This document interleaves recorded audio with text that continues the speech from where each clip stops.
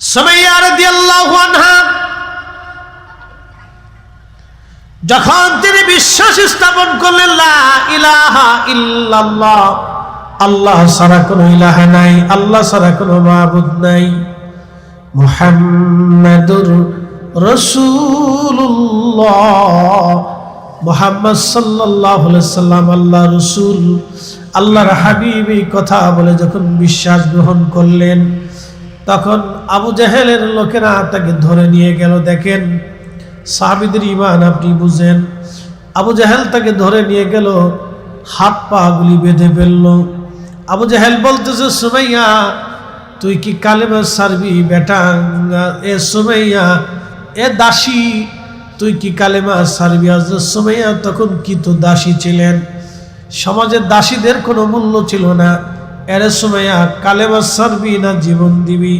হযরত সুমাইয়া বললেন, আবু জাহেল, জীবনের সব দিয়ে দিতে পারি, ঈমান দেব না, ঈমান দেব না।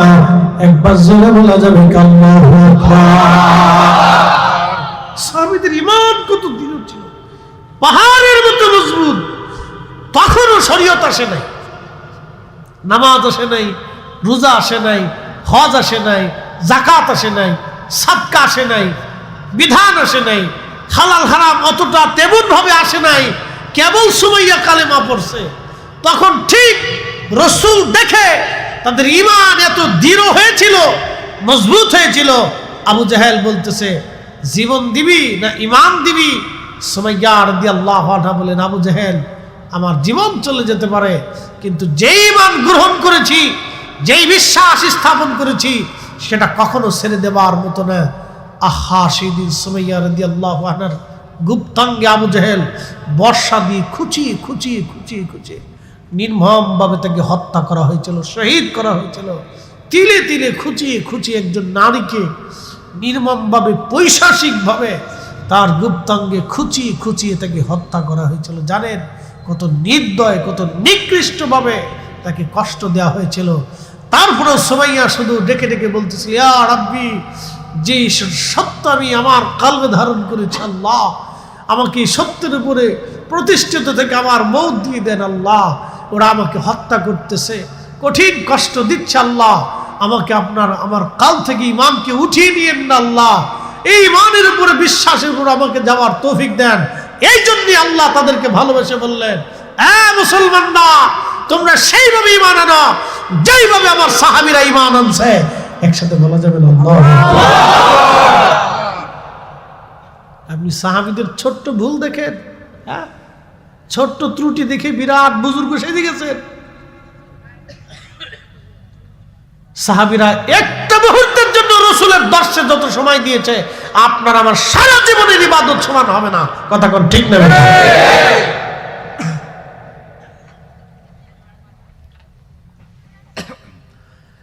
প্রিয় উপস্থিতি, মৌলভীবাজারবাসী,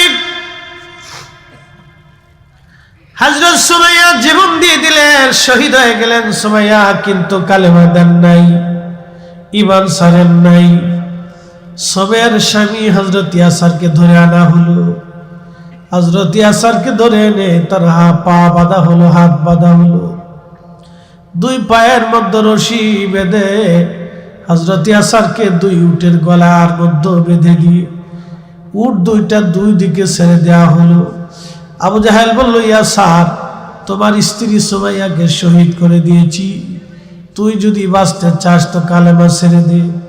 হযরত ইয়াসার ডাক দেয়া বলল, আবু জাহেল, জীবনের সব দিয়ে দিতে পারি, কিন্তু ঈমান দেব না। তখনও দেখেন নামাজ, রোজা, জিকির ফিকির কিছুই নাজিল হয় নাই। ইসলামের প্রথম সময় কত দৃঢ় ঈমান, কত কঠিন ঈমান, উহুদ পাহাড়ের মতো শক্ত ঈমানের অধিকারী হযরত সুমাইয়া রাদিয়াল্লাহু আনহার স্বামী হযরত ইয়াসার রাদিয়াল্লাহু আনহু, তিনার দুই উট দুই দিকে ছেড়ে দেওয়া হলো। উট দৌড়াইতে লাগলো। হযরত ইয়াসারের মাঝখান থেকে ছিঁড়ে ছিঁড়ে ফেরে ফেরে একজন মানুষ দুইটা খণ্ডে বিভক্ত হয়ে গেল। ঈমান দিল না, জীবন দিয়ে শহীদ হয়ে আসার প্রমাণ করে গেল। ইয়া রাসূলুল্লাহ, ইয়া রাসূলুল্লাহ ভালোবাসি। তিনার স্ত্রী চোখের সামনে শহীদ হলো, তার একটা সন্তান আব্দুল্লাহকেও হত্যা করা হলো। পরিবারে শুধু হযরত আম্মার রাদিয়াল্লাহু আনহু ব্যতীত সবাইকে তারা সেদিন হত্যা করে ফেললো। তারা কাউকে বাঁচতে দেয় নাই, সেদিন জীবন দিয়ে দিল হযরত ইয়াসার। জীবন দিয়ে প্রমাণ করে গেল ইয়া রাসূলুল্লাহ ভালোবাসি। কালেমার জন্য জীবন দিয়ে গেল হযরত ইয়াসার। হযরত সুমাইয়া রাদিয়াল্লাহু আনহা স্বামী আর স্ত্রী একসঙ্গে জীবন দিয়েছিলেন। এই জন্য সাহাবীদের মতো ঈমান আনতে আল্লাহ কোরআনে বলে দিয়েছেন। আল্লাহ নবী বললেন, লা তাত্তাখিযুহুম গরাদাম মিন বাদি, আমার ইন্তেকালের পরে আমার কোন সাহাবীর সমালোচনা তোমরা করবে না, কোন সাহাবীর ত্রুটি ধরবে না, বিচ্যুতি ধরবে না, খাতা ধরবে না, ভুল ধরবে না, তাদের ত্রুটি বিচ্যুতি বের করবে না। একবার জোরে বলা যাবে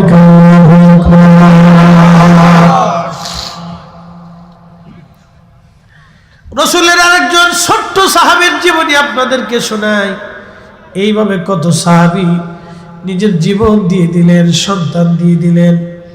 একটু চিন্তা করেন, বদরের প্রান্তরে সাহাবীরা জীবন দিয়ে দিলেন, উহুদে সাহাবীরা জীবন দিয়ে দিলেন, খন্দকে সাহাবীরা জীবন দিলেন, খাইবারে সাহাবীরা জীবন দিলেন, হুনাইনে সাহাবীরা জীবন দিলেন, মুতান প্রান্তরে সাহাবীরা জীবন দিলেন, মক্কা বিজয়ে সাহাবীরা জীবন দিলেন।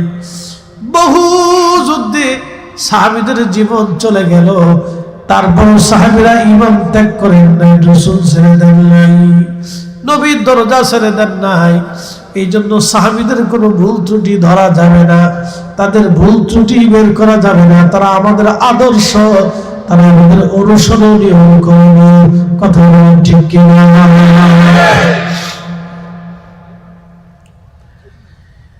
আল্লাহ নবীর একজন সাহাবী ছিলেন, তার নাম হযরত জুলাইবিব। আমাদের দেশে দেখবেন কিছু মানুষ আছে বেঠে, ছোট ছোট মানুষ বেঠে, যারা আমাদের আঞ্চলিক ভাষায় বলে আমরা বামন। তো জুলাইবিব বেঠে ছিলেন, ছোট্টকালে তিনি হারিয়ে গেলেন, খুঁজে পাওয়া যায় না জুলাইবিবকে। বাবা মা থেকে হারিয়ে গেলেন তিনি। ঘুরতে ঘুরতে ছোট্ট জুলাইবিব আমার রাসূলের দরবারে এসে পড়ে গেলেন। আল্লাহ নবীর বাড়ি বর্তমান যদি আপনি মসজিদে নববীতে যান, দুইটা দরজা আছে। একটা দরজার নাম হলো বাবে জিব্রাইল, জিব্রাইল ওই দরজা দিয়ে আসতেন। আর একটা দরজার একটু বাবে জিব্রাইলের পাশেই বাবুন নেসা, মহিলারা ওই দরজা দিয়ে ঢুকে আল্লাহ নবীর কাছ থেকে মাসলা মাসাইল কোরআন হাদিস জানতেন। ওই বাবুন নেসা দিয়ে বর্তমানে আপনাকে ঢুকানো হবে রিয়াজুল জান্নাতে। ওই বাবুন নিসা দিয়ে যাওয়ার সময় আপনি একটা টিলা পাবেন, ছোট্ট এই স্টেজের মতো একটা টিলা আপনি পাবেন। এইখানে আল্লাহ রসুলের, আল্লাহর হাবিবের, আল্লাহ নবীর সাহাবীরা এখানে থাকতেন, ঘুমাইতেন, খাইতেন।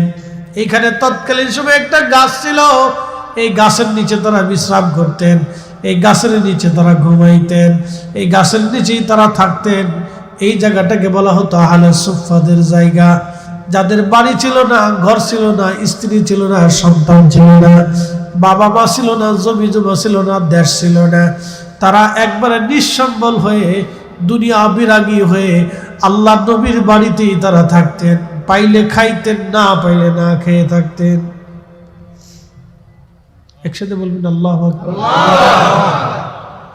এই জন্য আল্লাহ রাসূল বলেন, ফামান হাব্বাহুম ফাবি হুব্বি হাব্বাহুম, তাদেরকে ভালোবাসা মানে আমাকে ভালোবাসা।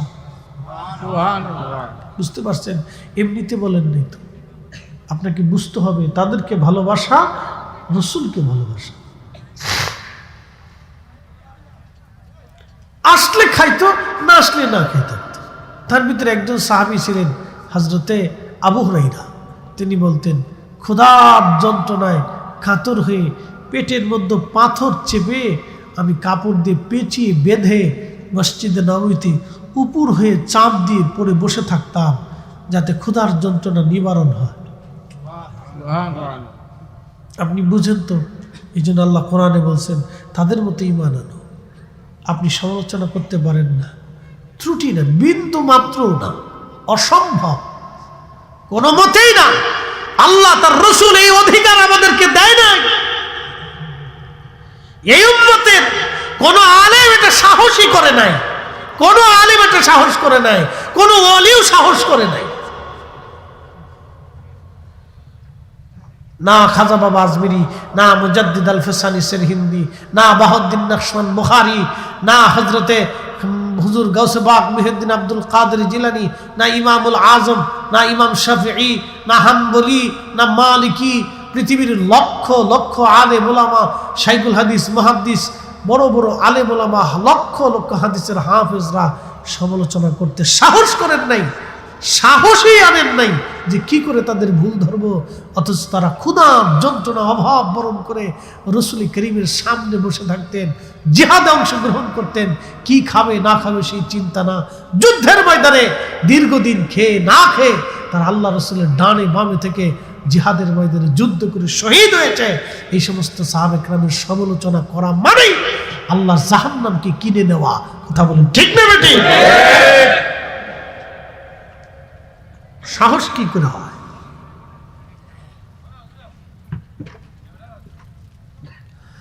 প্রিয় উপস্থিতি, মনোযোগ দিয়ে কথাগুলি শুনে যাবেন। আল্লাহ তাদের ব্যাপারে বলে দিলেন আমি আল্লাহ তাদের উপরে খুশি, তারা আমি আল্লাহর উপরে খুশি। ছোট্ট সাহাবী জুলাইবিবের ছোট্ট জীবনী আপনাদেরকে শোনাই দিয়ে যায় রসুল প্রেম কাকে বলে। দেখেন, হযরত জুলাইবিব ঘুরে ঘুরে নবীর দরবারে পড়ে গেলেন, ওই আহলে সুফফার সাহাবী হয়ে গেলেন। এতটাই দরিদ্র, 1 নম্বর সে ছিল নিগ্র, কালো। 2 নম্বর বংশের কোনো পরিচয় ছিল না। 3 নম্বর সে ছিল একেবারে বেঠে বামন, তার কোনো বংশের পরিচয় ছিল না। বাবা মা কোথায় কোথায় দেশ সে নিজেও জানত না। রসুলের সাহাবী জুলাইবিব রাদিয়াল্লাহু আনহু আহলে সুফফার সাহাবী হয়ে খেয়ে না খেয়ে আমার রসুলের দরবারে ধীরে ধীরে ধীরে ধীরে বড় হতে লাগলেন। ধীরে ধীরে বড় হচ্ছে। প্রিয় নবীজি যৌবনে পদার্পণ করার পরে নবী বলেন, জুলাইবিব তোমাকে তো বিয়ে দিতে চাই। জুলাইবিব ডাক দিয়ে বলেন, ইয়া রাসূলুল্লাহ, আমার তো বিয়ে দিবেন হুজুর। আমি 1 নম্বরে বামন বেঠে, 2 নম্বরে বড় গরিব অভাবী, 3 নম্বরে বংশের কোনো পরিচয় নাই। ইয়া রাসূলুল্লাহ 4 নম্বর আমি নিগ্র, কালো। মদিনার কোনো মেয়ে আমাকে পছন্দ তো করবেই না, বিয়ে করা তো দূরের কথা। হুজুর আমি বামন বেঠে দেখে মদিনার মানুষ আমাকে নিয়ে আনন্দ করে। ইয়া রাসূলুল্লাহ মদিনার কোনো ফ্যামিলি আমার সাথে আত্মীয়তা করবে না। আল্লাহর নবী ডাক দিয়ে বলেন, জুলাইবিব তোমার বিবাহের দেওয়ার দায়িত্ব আমার, তোমার ছোট্ট একটা সংসারের প্রয়োজন।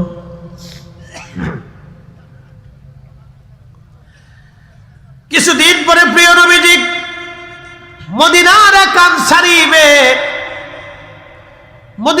আনসারীবে পরমা সুন্দরী ছিল। আপনি যদি কোনোদিন মদিনাতে যান তাহলে দেখবেন মদিনার মানুষের মতো এত ভদ্র, এত নম্র কোথাও আপনি জগতে কোথাও খুঁজে পাবেন না। একসাথে বলবেন আল্লাহু আকবার। বলে হুজুর কারণ কি? আগে থেকেই ভদ্র, জন্মগত সূত্রেই তারা ভদ্র। হাজিরা যদি যায় তো দেখবেন মদিনায় ওই মসজিদে নববীতে পৃথিবীর বিভিন্ন দেশ থেকে হাজিরা আসে, তাদের বাচ্চারা দৌড়াদৌড়ি পরাপরি লাফালাফি করে। কিন্তু মদিনার বাচ্চা দেখবেন সকালবেলা কোরআন শরীফ পড়তে আসে, হাদিস পড়তে আসে, ধীরে ধীরে আসে, চুপচাপ আসে, চুপচাপ চলে যাবে। কোনো হই হুল্লা লাফালাফি পাড়াপড়ি ফাড়াপড়ি মদিনার বাচ্চারা, অন্তত মদিনা মসজিদের নবীর এরিয়ার ভিতরে তারা করে না। বুঝতে পারছেন? আল্লাহ রসুলকে তারা এইভাবে সম্মান করে এবং ভালোবাসে এবং ভয় পায়। এখনো 1450 বছর পরেও, 1450 বছর আগে কেমন ছিল আপনি হিসাব করেন, 1450 পরে যেও মদিনার মানুষ এইভাবে রাসূলকে সম্মান করে। ছোট্ট বাচ্চা পর্যন্ত মদিনার সীমানার ভিতরে হই হুল্লা করে না।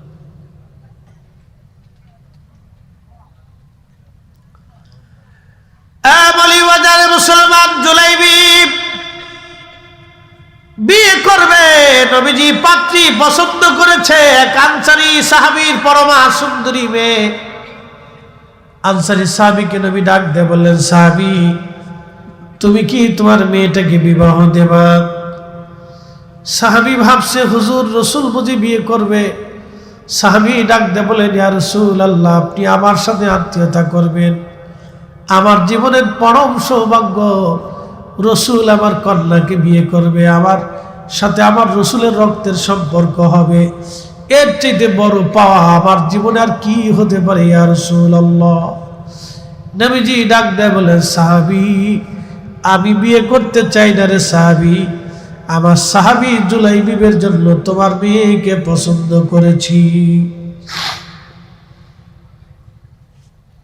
তো সাহাবীর মনটা বেজার হয়ে গেছে, জুলাইবিবের সাথে আমার এই মেয়েটাকে বিয়ে দেব, কোনো অংশে তো আমার মেয়েটা কম না, আমি মদিনার সম্ভ্রান্ত পরিবার, আমার মেয়ে খুব সুন্দর বংশীয় অর্থবিত্ত, জুলাইবিব একটা গরিব হত দরিদ্র মানে নিগ্রো কালো বেঠে বামন, এরপরে তার বংশের কোনো পরিচয় নাই। আচ্ছা বলেন তো, একটা ছেলের মাও চিনে না, বাবু চিনে না, বাড়ি কোথায় ঘর কোথায় কেউ জানে না, এরকম ছেলের সাথে কোনো বাবা মেয়ে বিয়ে দিতে চায়? হ্যাঁ, জীবনও চাবে না। সে যত কোটি টাকার মালিক হোক, শত কোটি টাকার মালিক হলো কোনো বাবা সিদ্ধান্ত দিতে পারে না, কিন্তু এটা তো তার তো কিছুই নেই। সে কোথায় যাবে, হারিয়ে যাবে না চলে যাবে, খুঁজে পাওয়া যাবে না, তার তো কোথাও ঠিকানা নাই।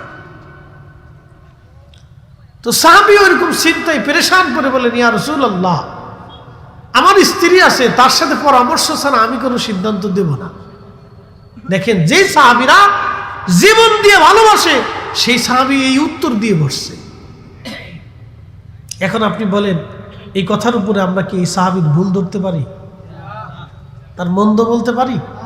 অবশ্যই না, কারণ তারা দিল থেকে রাসূলকে ভালোবাসতেন। হয়তো সাময়িক সময়ের জন্য তিনি বিচলিত হয়ে গেছে, এই পরিবেশে তাকে ভুল ধরা যাবে না, মন্দ বলা যাবে না। সাময়িক সময়ের জন্য হয়তো সে বিচলিত হয়ে গেছেন যে এখন কি করবেন। তো তিনি বলে বলছেন, ইয়া রাসূলুল্লাহ আমার স্ত্রী আছে, আমি তার সাথে পরামর্শ করব। তা আল্লাহর নবী কথা শোনার পরে আল্লাহর হাবিবের একটু মনটা বেজার হয়ে গেল। তো সাহাবী বাড়ি চলে গেছে। বাড়ি যা বলতেছে, বিবি শুনছনি তোমার মেয়ের ব্যাপারে আল্লাহর নবী বিবাহের পয়গাম পাঠিয়েছে। মহিলাও বুঝছে বুঝি রাসূল বিয়ে করতে চায়। মহিলা হাস্যল জহে বলল, স্বামী বলেন কি, আল্লাহর নবী আমার সঙ্গে আত্মীয়তা করবে, এর চাইতে পরম সৌভাগ্য আমার জীবনে আর কি হতে পারে। স্বামী ডাক দিয়ে বলতেছে, বিবি রাসূল বিয়ে করতে চাই না গো, তাহলে কার জন্য আমার মেয়ের পাত্র ঠিক করেছে বলো। বলতেছে, জুলাইবিব নামক একজন সাহাবী আছে, সে বেঠে, সবাই তারে চিনে, তুমি তো জানো বামন, গরিব দরিদ্র, বংশের কোনো পরিচয় নাই, ঠিকানা কোথাও নাই। ঠিক তখনই মহিলা ডাক দেয় বলতেছে, স্বামী রে আল্লাহর কসম করে বলি, এই পুরুষের সঙ্গে আমি আমার মেয়ের বিবাহ দিতে পারবো না, এটা সম্ভব না। এই ছেলের সাথে রাসূল বলল আমি বিয়ে দেব না। হইছে না কাজ? বেটি আরো বাড়াই বেড়ে ফেলেছে। মেয়েটা ঘরের ভিতর থেকে শুনতেছিল বাবা এবং মায়ের কথোপকথন। মেয়েটা তার রুম থেকে বাবা মা রুমে আসছে, এসে বলতেছে, মা এবং বাবা বলেন কি হয়েছে, কি নিয়ে গল্প করতেছেন? বলতেছে, বেটি রে রাসূল তোমার বিবাহের পয়গাম পাঠিয়েছে। জুলাইবিব নামক একজন বেঠে বামন সাহাবী, তুমি তো তাকে চিনোই, নাম শুনেছ, হত দরিদ্র, বংশের কোনো পরিচয় নাই, বড় অভাবী, তার সাথে তোমার বিবাহ হতেই পারে না। মেয়েটা ধমক দিয়ে বলতেছে, বাবা মা, কলিজার মধ্যে আপনাদের সাহস কি করে হয়? রসুল আমার স্বামী পছন্দ করেছে, রসুল পছন্দ করেছে, আর আপনি নিষেধ করতেছেন। যা আপনারা পছন্দ না করলেও আমার জীবনের পরম সৌভাগ্য যে আমার রসুল আমার জন্য স্বামী পছন্দ করছে। আর জোরে জোরে জোরে জোরে সাহাবী রসুল, এরা মদিনার মানুষ, এরা মদিনার মানুষ, এইভাবে রসুলকে ভালোবাসত।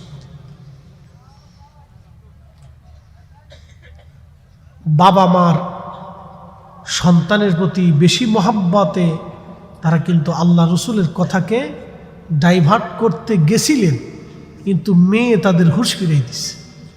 রসুল পছন্দ করছে, আমার স্বামী রসুল পছন্দ করছে, এর চাইতে চরম সৌভাগ্য আমার জীবনে আর কিছু হতেই পারে না।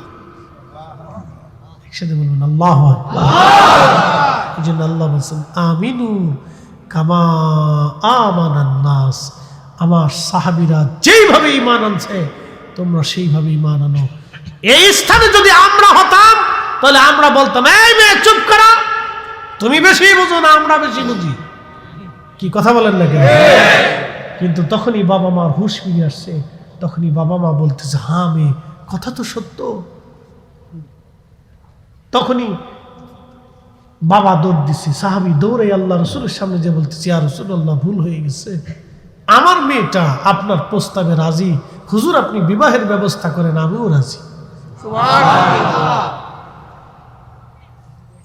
এই জন্য সাময়িক বিষয়টাকে ধরে সাহাবায়ে কেরামের সমালোচনা করা যাবে না। তারা জীবনের সব কিছু দিয়ে রসুলকে ভালোবাসছে।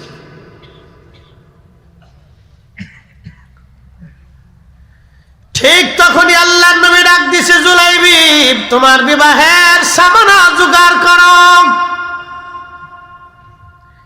এখনকার দিনের মতো এত বিরাট আয়োজনে বিবাহের ব্যবস্থা ছিল না। এখন তো বিবাহের এমন সিস্টেম হয়েছে, সারা রাত ডেক সকালে কুকু কুকু কুকু কুকু কুকু কুকু, সারা রাত্র ডেকসের দুটো বাজায় দেখলে কুকু কুকু কুকু কুকু কুকু কুকু, এর কুকু কুকু আওয়াজে সারা গ্রামের মানুষ ঘুমাইতে হবে না। কি কথা কন না? শয়তানের লারে, শয়তানের লারে, কুকু কুকু কুকু কুকু কুকু কুকু কুকু কুকু, এই তো চলতেছে, এই সারা শয়তানের লারে। আচ্ছা, আপনাদেরকে একটা কথা বলি, জবাব দিবেন তো। বিবাহ তো একটা পবিত্র বন্ধন। আমার মা বাবার বিবাহের মাধ্যমে কিন্তু আমার পরিচয় হয়েছে। আমি হালাল জাদা না হারাম জাদা, এটি কিন্তু আমার বাবা মার বৈবাহিক মাধ্যমে আমার পরিচয় হয়েছে। কথা ঠিক কিনা? আমি মা পাইছি, বাবা পাইছি, ভাই পাইছি, বোন পাইছি, আমি ভাতিজা পাইছি, ভাগ্নে পাইছি, চাচা পাইছি, ফুফু পাইছি, খালা পাইছি, আমার জীবনে সব পাইছি আমার বাবা মারে দিয়ে। বিবাহটাকে আপনারা কোনো পুতুল খেলা মনে করবেন না। এটা একটা জীবনের পবিত্র বন্ধন, একজন মানুষের সারা জীবনের অনেক বড় পরিচয়। অতএব স্বামী স্ত্রীর এই বিবাহটাকে আপনারা ছোট করে দেখার কোনো সুযোগ নেই। এই স্বামী স্ত্রীর বন্ধনটাকে আপনাকে দেখতে হবে খুব মজবুত করে, এবং এটা শুরু করতে হবে একবারে পবিত্রতার মাধ্যম দিয়ে। এটা অপবিত্র দিয়ে শুরু করেন তাহলে শেষ পর্যন্ত এই অপবিত্রতা থাকবে। এটা শুরুটা অপবিত্র দিয়ে করতে হবে। বলে কি দিয়ে? আল্লাহ রসুলের সুন্নাহ, আল্লাহ নবীর নিয়মতান্ত্রিক পদ্ধতি দিয়ে। কি কথা কন না? আমাদের দেশে সনাতন ধর্মে যারা বিশ্বাসী তারা কি গোমূত্র খাওয়ায় না, গরু গোবর টোবর খাওয়ায়, মুদ টুদ খাওয়ায়, আর কি কি আছে, তারা তাদের ধর্ম অনুযায়ী করে। তারা তাদের ধর্ম অনুযায়ী বিবাহিক করতেছে। মাঝে মাঝে দেখি পেশাবু খায়, আল্লাহ মাফ করে দেয়, গরুর মুতও খায়। আচ্ছা বলুন তো, গরুর কি মুত খাওয়ার জিনিস? দুধ খাইলে খাইতে পারে, পেশাব কেন খাবে? এটা তো মানুষের একটা রুচির ব্যাপার, কোন ঠিক কিনা? আচ্ছা, আমাদের ধর্ম কি রুচি সম্মত না রুচিহীন? রুচি সম্মত। আমরা যেটা পরিশুদ্ধ আল্লাহ সেটা আমাদেরকে খাইতে কইছে, কথা কোন ঠিক কিনা? পরিশুদ্ধ যেটা আল্লাহ সেটা কি কইছে? আমাদেরকে খাইতে কইছে। অপরিশুদ্ধটা আল্লাহ আমাদেরকে খেতে বলে না, পরিশুদ্ধটাকে আল্লাহ খেতে বলছে। একসাথে বলবেন আল্লাহু আকবার। তো মনোযোগ দিয়ে, আমাদের দেশে বিবাহে অনেক কাজী বিয়ে পড়ায় কিন্তু মুইতেও পানি নেয় না। কি কথা কন না কেন? অনেক কাজী আছে পেশাব করে পানি নেয় না, এত ধরেই না আগে গোসল করাবে, যে বাপ তুই আগে গোসল কর। কারণ এই পবিত্রতার বন্ধন কিন্তু 2-1 দিনের জন্য না। আমি আবার বলতেছি, আপনাদের সবার পরিচয় হয়েছে কিন্তু এই বন্ধনের জন্য। কি কথা বল না কেন? আপনার ওই সন্তানের পরিচয়টাও কিন্তু এই বন্ধনের জন্য হয়েছে। অতএব এটাকে আপনারা ছোট করে দেখার সুযোগ নাই। কি কুকু কুকু কুকু এইটা দিয়ে না, এইটা দিয়ে চালাবেন না। সর্বপ্রথম এটা পবিত্রতার মাধ্যমে রাসূল পাকের সুন্নাহ পদ্ধতি দিয়া, তারপরে দোয়া দুরূদ দিয়ে পবিত্রতার মাধ্যমে এটা শুরু করতে হয়। বাসর করে গেলেও শুকরানা 2 রাকাত নফল নামাজ পড়তে হয়। ও কুকু কাকু শুনবে না, নামাজই পড়বে। হ্যাঁ, ও কুকু কাকু চলতেছে, ওর ঘরের কোনায় কুকু কাকু চলতেছে, কুকু কাকু দেখবে না নামাজ পড়বে। বাসর ঘরে যেও স্বামী স্ত্রীকে শুকরানা 2 রাকাত নামাজ পড়ে আল্লাহর কাছে দোয়া করতে হয়। ওই রাতের দোয়াটা আল্লাহ কবুল করে, শিখাই দিয়ে দিয়েছে। এই লজ্জা শরমের তো কিছু নাই। আমাদের ছেলেপেলেরা তো ওগুলো বুঝেই না, ও খালি কুকু কাকু বুঝে, আর খালি চিন্তা করে বউ নিয়ে হানিমুনে যাও, ঘুরতে যাওয়া, যাও ঘুরতে যাওয়ার অসুবিধা নেই। তুমি ঘুরতে যাও, আসমানে যাও না, পাহাড়ে যাও না, জমিনে যাও না, সাগরের নিচে যাও, যাও, সমস্যা নেই। কিন্তু বুঝতে হবে, বাসর ঘরে স্বামী স্ত্রী যখনই যাবে সর্বপ্রথম তাদেরকে ওযু করে নামাজ 2 রাকাত শুকরানা নফল আদায় করতে হয়। 2 স্বামী স্ত্রী একসাথে নামাজ পড়ে আল্লাহর দরবারে ওই দিন যাহা সাবি ইয়া রাব্বি, আমরা আমাদের জীবনের প্রথম রাত শুরু হচ্ছে। আল্লাহ, আমাদের এই বন্ধনটাকে তুমি আজীবন পর্যন্ত মজবুত রাখো এবং জান্নাত পর্যন্ত আমাদেরকে স্থায়ী করে দিও। সুবহানাল্লাহ। এটা মনে রাখবেন, রাত্রিবেলা এইভাবে দোয়া করতে হয়। খালি কুকু কাকু মানে দেশটাকে পাগল বানাই ফেলছে একবারে।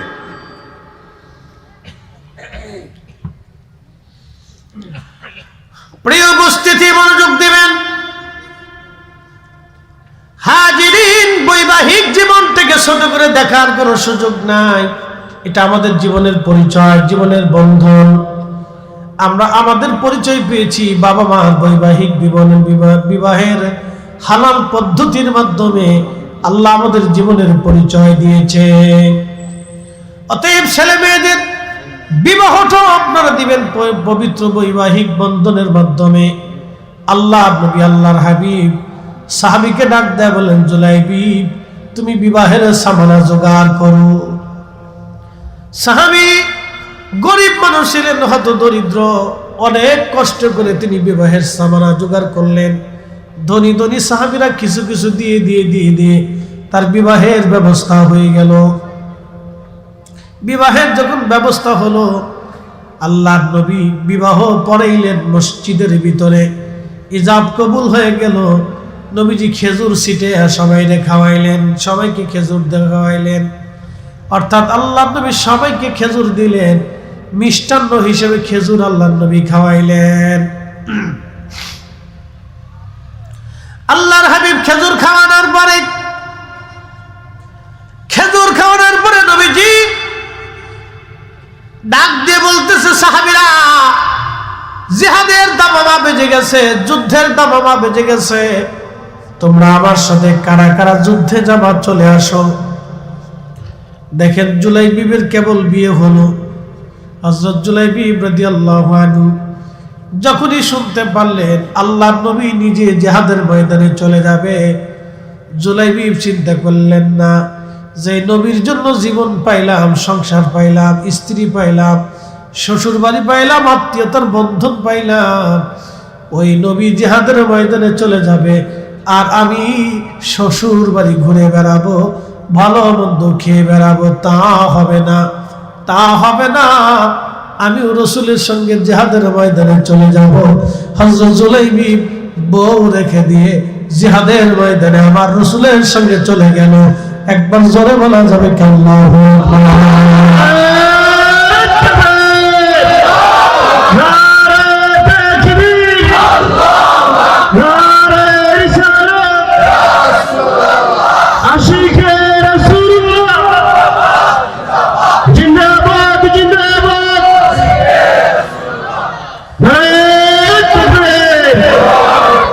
তেলের গাড়ি তেলে চলে,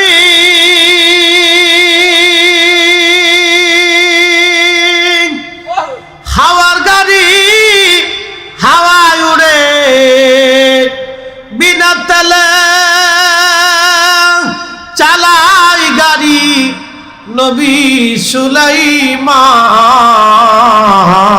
আমরা সেই মুসলমান, আমরা সেই মুসলমান। আল্লাহুম্মা সাল্লি আলা সাইয়্যিদিনা মাওলানা মুহাম্মদ ওয়া আলা আলি সাইয়্যিদিনা মাওলানা। তুমি আল্লাহর প্যারা হাবিব, তোমার তুলনা নাই কেউ আর, তোমার মতো আকাশ ভ্রমণ করে নাই কোন পয়গম্বর। আল্লাহুম্মা সাল্লি আলা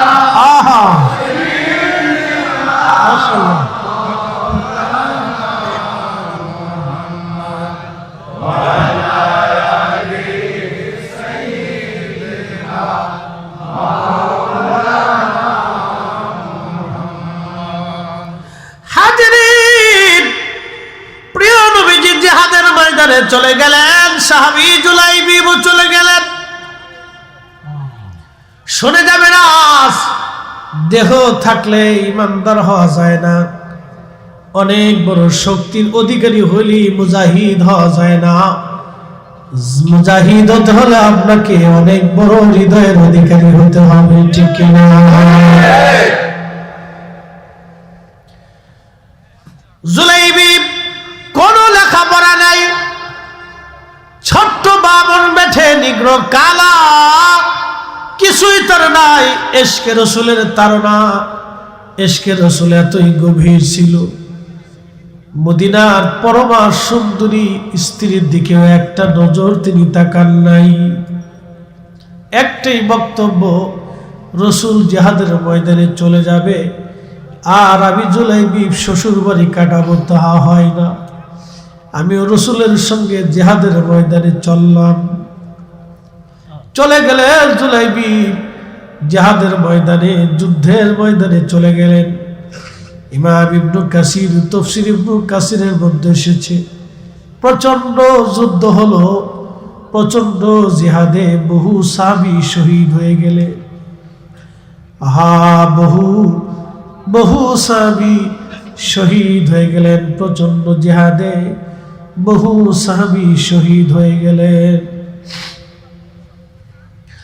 বহু সাহাবী শহীদ হয়ে যাওয়ার পরে, নবীজি যুদ্ধের ময়দান শেষ হয়ে যাওয়ার পরে আল্লাহর হাবিব সাহাবীদেরকে ডাক দিয়ে বলেন, সাহাবীরা রে, তোমরা সমস্ত লাশগুলি, সমস্ত জেসেমগুলি নিয়ে আসো, কবর খনন করো। আমি আজকে সবাইরে দাফন কাফন করে আমরা মদিনার দিকে রওনা হয়ে যাব। সমস্ত শহীদ সাহাবীদের লাশগুলি উঠিয়ে উঠিয়ে সাহাবীরা কাতার করে রাখলেন। আল্লাহর নবী চেহারার উপর থেকে সবার মুখ খুলে খুলে দেখতে লাগলেন। সবার নজর একটা বার করে দেখে দেখে নবীজি বিদায় জানাইতে লাগলেন। কবর খনন করা হচ্ছে, সবার লাশ দেখার পরে নবীজি বললেন, সাহাবীরা রে, সবার লাশ কি তোমরা আনছো? সাহাবীরা বলেন, হ্যাঁ ইয়া রাসূলুল্লাহ, সবার লাশ আমরা নিয়ে আসছি। নবীজি ডেকে বলে, সাহাবীরা রে, সবার লাশ তো আনছো, কিন্তু আমার জুলাইবিবরে দেখা যায় না কেন? আমার জুলাইবিব কোথায় আছে বলো? বলে হুজুর আপনার জুলাইবিব শহীদ হয়ে গেছে। নবীজি ডাক দিয়ে বলে সাহাবীরা রে, সারা ময়দান তন্ন তন্ন করে খুঁজো, আমার জুলাইবিবের লাশ নিয়ে আসো। কোথায়? দেখো আমার জুলাইবিব শহীদ হয়ে পড়ে আছে। দেখো সারা ময়দান তন্ন তন্ন করে খুঁজতে খুঁজতে সাহাবীরা দেখলেন 7টা কাফেরের লাশ পড়ে আছে। এই 7টা কাফেরের লাশের নিচে জুলাইবিবের লাশ পড়ে আছে। ছোট্ট সাহাবী 7টা লাশের ভিড়ে তাকে দেখা যাইতেছিল না। সাহাবীরা তাকে নিচ থেকে বের করে টেনে নিয়ে আসলেন, কাঁধে করে আবার রাসূলের সামনে বসায় ফের শোয়ায় রাখলেন।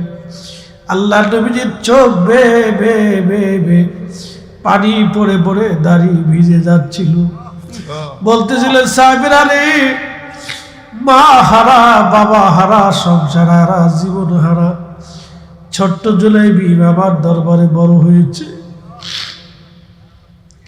খেয়ে না খেয়ে আমার জুলাইবিব আমার বাড়ি বড় হয়েছে। মদিনার সবচেয়ে সম্ভ্রান্ত পরিবার সুন্দরী মেয়ে দেখে আমি বিয়ে দিয়েছি। আমার জুলাইবিব বাসর ঘর না করে আমি রাসূলের প্রেমে পড়ে এই ময়দানে আমার সঙ্গে জিহাদে চলে আসছে। আমার জুলাইবিব আজকে শহীদ। সাহাবীরা সবার লাশ তোমরা দাফন করবা, কিন্তু আমি নবী আজকে নিজে কাঁধে করে আমার জুলাইবিবের লাশ নিয়ে আমি নবী নিজে আজকে দাফন করব। চিৎকার করে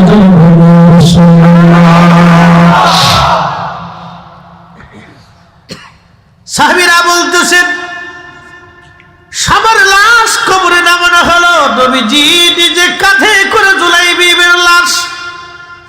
একসাথে বলবেন আল্লাহু আকবার। জুলাইবিবের লাশ নবী নিজে কাঁধে নিয়েছে।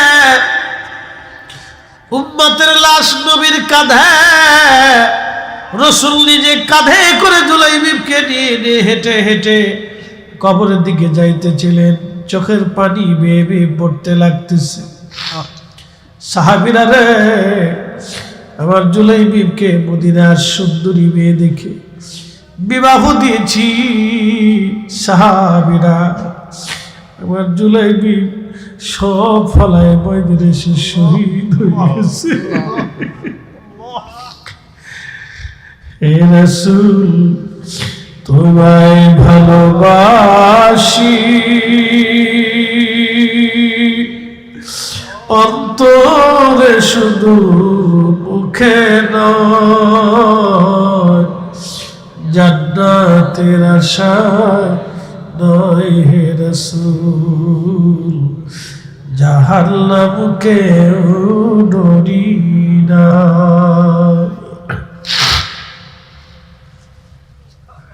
তোমায় পাওয়ার আশায়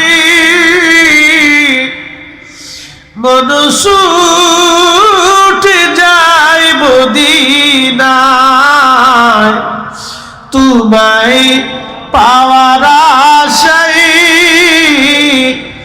মন ছুটে যায় মদিনায়।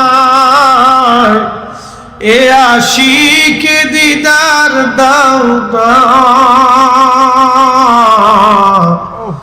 আর দূরে থাকিও না। এ আশিকে দিদার দাও না, আর দূরে থাকিও না। হে রাসূল তোমায় ভালোবাসি, অন্তরে শুধু মুখে নয়, জান্নাতের আশায় নয় হে রাসূল, জাহান্নামকে ডরি না।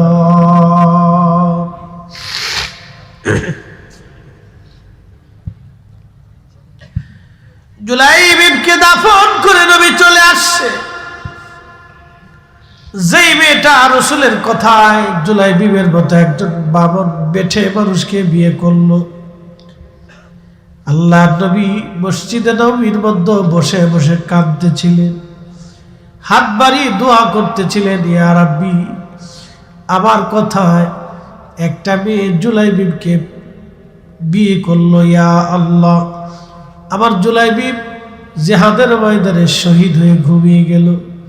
আল্লাহ, আমি রাসূল তোমার কাছে দোয়া করতেছি, ওই মেয়েটার জীবনকে বরকতময় করে দাও। আল্লাহ, তার জিন্দেগিকে তুমি বরকতময় করে দাও। আল্লাহ, তাকে সম্মানিত বানিয়ে দাও। এইভাবে নবী দোয়া করলেন। সারা মদিনায় এই দোয়ার খবর ছড়াইয়া গেল। মদিনার শত শত ধনী পরিবার থেকে ওই মেয়ের বিবাহের পয়গাম আসতে লাগলো। ইয়া রাসূলুল্লাহ, আপনি যদি বলেন যেই মেয়ের বরকতের জন্য রাসূল দোয়া করে দেয়, ওই মেয়েটাকে আমাদের পুত্রবধূ হিসেবে সংসারে দরকার। শত শত বিবাহের পয়গাম আসলো। একসাথে বলা যাবে আল্লাহু আকবার। মদিনার ভিতরে নারী সবচেয়ে মর্যাদাবান হয়ে গেলেন, সম্মানিত হয়ে গেলেন। মদিনার ভিতরে মেয়ের মতো সম্মানিত মেয়ে আর কেউ ছিল না। আল্লাহ রাসূলের মহব্বতে কেউ যদি তার জীবনকে ব্যয় করে দেয়, দুনিয়াতে সম্মান বেড়ে যায়, আখিরাতে তার সম্মান বেড়ে যায়। এই জন্য রাসূলের কারণে সাহাবীদের মর্যাদা বেড়ে গেছে। অতএব সাহাবীদেরকে কষ্ট দেওয়া মানে নবীকে কষ্ট দেওয়া, সাহাবীদেরকে ভালোবাসা মানে রাসূলকে ভালোবাসা। কথা বলেন ঠিক কিনা? অতএব সাহাবীরা আল্লাহ রাসূলের দরবারে খুব মর্যাদাবান, এই উম্মতের সর্বশ্রেষ্ঠ ব্যক্তি। আমি বুঝতেই পারতেছেন, একজন সাহাবীর জীবনী শুনাইলাম। দেখেন, কোনো লেখাপড়া নাই, একটা বামন বেঠে কোথায় হারিয়ে আসছে, তার বংশ পর্যাদা কেউ খুঁজে পায় নাই, আর সে কোনোদিন তার বাবা মাকেও কোনোদিন খুঁজে পায় নাই, আর বাবা মাও তাকেও কোনোদিন খুঁজতে আসে নাই যে একটা বামন বেঠে ছেলে হারিয়ে গেছে, ওরা খোঁজ নিয়ে নেই। বুঝতে পারছে?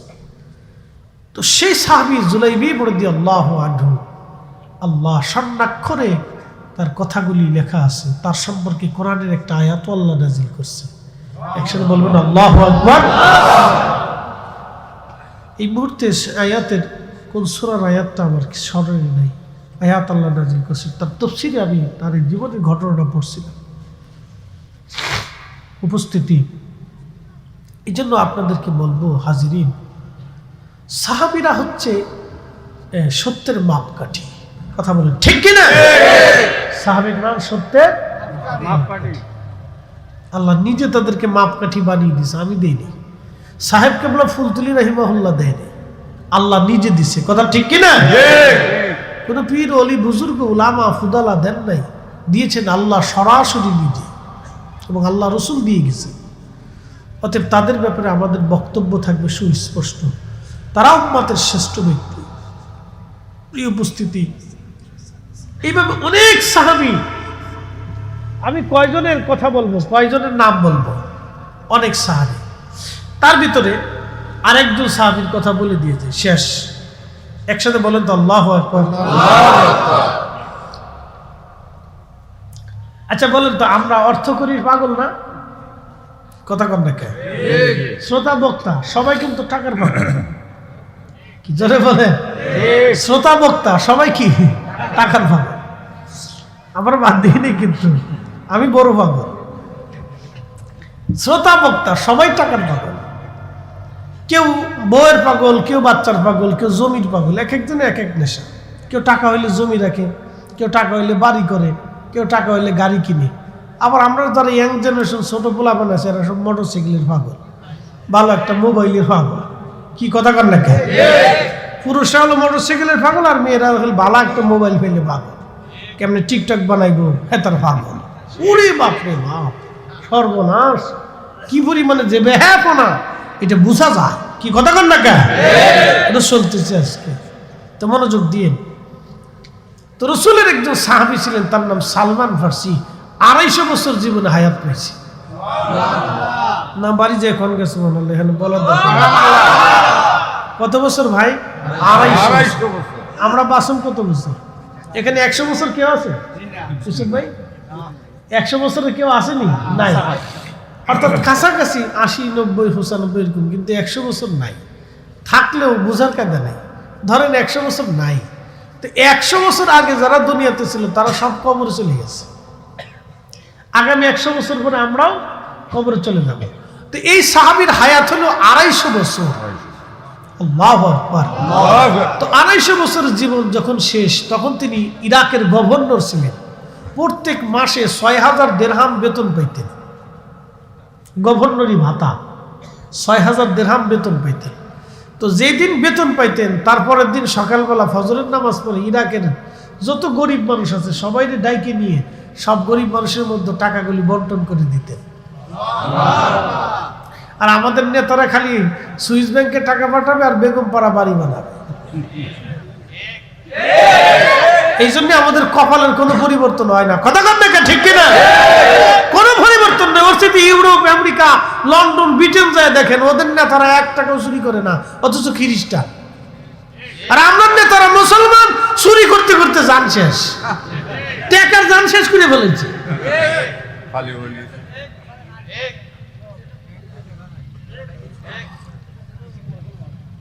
অবস্থা খারাপ।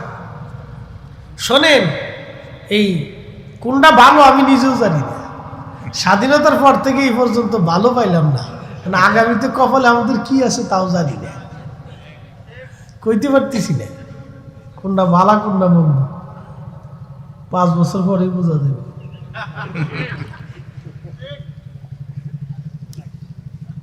জালাত আছে।